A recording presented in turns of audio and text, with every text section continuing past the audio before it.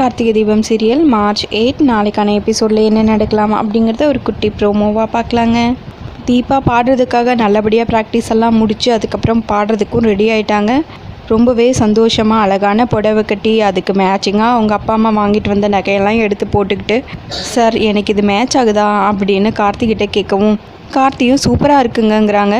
அதை கேட்டதுமே தீபாவுக்கு ரொம்பவே சந்தோஷமாயிடுது. அதுக்கப்புறம் கார்த்தி, இங்கே பாருங்கள் தீபா, நல்லபடியாக பாடணும் அப்படின்னு தீபா பாடுறதுக்கான எல்லா தைரியத்தையும் கார்த்தி சொல்கிறாங்க. தீபாவும் அதை கேட்டுட்டு நானும் நல்லபடியாக பாடுறேங்க சார் அப்படின்னு சொல்லிடுறாங்க.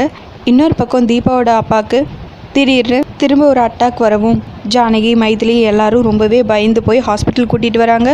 இந்த இக்கட்டான சூழ்நிலையில் வேறு வழி இல்லை அப்படின்னு சொல்லிட்டு மைதிலி கார்த்திக்கு கால் பண்ணுறாங்க. அங்கே இருக்கக்கூடிய சிச்சுவேஷனையும் சொல்கிறாங்க.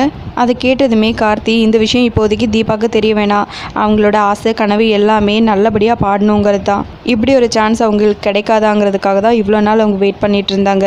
அதனால் நான் இப்போ உடனே கிளம்பி வரேன் அப்படின்னு சொல்லிட்டு கார்த்தி ஃபோனை கட் பண்ணிடுறாங்க. கரெக்டாக தீபாவும் ரூமுக்கு வராங்க.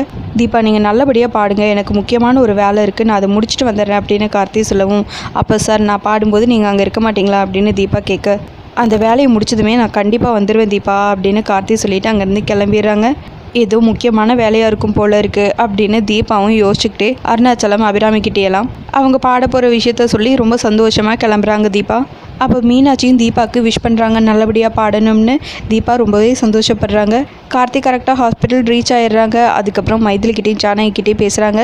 ஏற்கனவே ஒரு தடவை இந்த மாதிரி வந்திருக்கு தம்பி, அப்போவே நாங்கள் டாக்டர்கிட்ட வந்து செக் பண்ணோம், அவர் உடனே சர்ஜரி பண்ணணும்னு சொல்லியிருந்தாங்க, நாங்கள் தான் ஒரு சில காரணத்துக்காக இதை கொஞ்சம் தள்ளி போட்டோம் அப்படின்னு சொல்ல, தர்மலிங்கத்தோட ஹெல்த் கண்டிஷன் பற்றி எப்படி இருக்குது அப்படின்னு கார்த்தி டாக்டர்கிட்ட கேட்கவும், கொஞ்சம் கிரிட்டிக்கல் தான், உடனடியாக சர்ஜரி பண்ணியே ஆகணும் அப்படிங்கிற மாதிரி டாக்டர் சொல்ல, இன்னொரு பக்கம் தீபா பாடுறதுக்கு முன்னாடி நம்ம அப்பா பாட்டு தானே பாட போகிறோம், அப்பா நம்மளை இந்த மாதிரி ஒரு நிலைமையில தானே பார்க்கணுன்னு ஆசைப்பட்டாரு, அவருக்கு முதல்ல ஒரு ஃபோன் பண்ணி பேசிடலாம் அப்படின்னு தீபா வந்து அவங்க அப்பாவுக்கு கால் பண்ணுறாங்க. ஜானகி அட்டன் பண்ணி தீபா கிட்ட பேசவும் பக்கத்துலேயே கார்த்தியும் நின்றுட்டுருக்காங்க. தீபா தான் பேசுகிறாங்க அப்படின்னு ஜானகி சொல்ல, அவங்கக்கிட்ட இந்த விஷயத்தை பற்றி எதுவுமே சொல்ல வேணான்னு கார்த்தி ஆல்ரெடி சொல்லியிருப்பாங்க.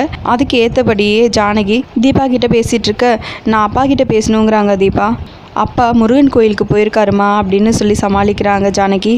இதோட ப்ரோமோவையும் முடிச்சிருக்காங்க. உங்களுக்கு இந்த வீடியோ பிடிச்சிருந்தா லைக் அண்ட் சப்ஸ்கிரைப் பண்ணி நம்ம சேனல் சப்போர்ட் பண்ணுங்கள். தேங்க்யூ.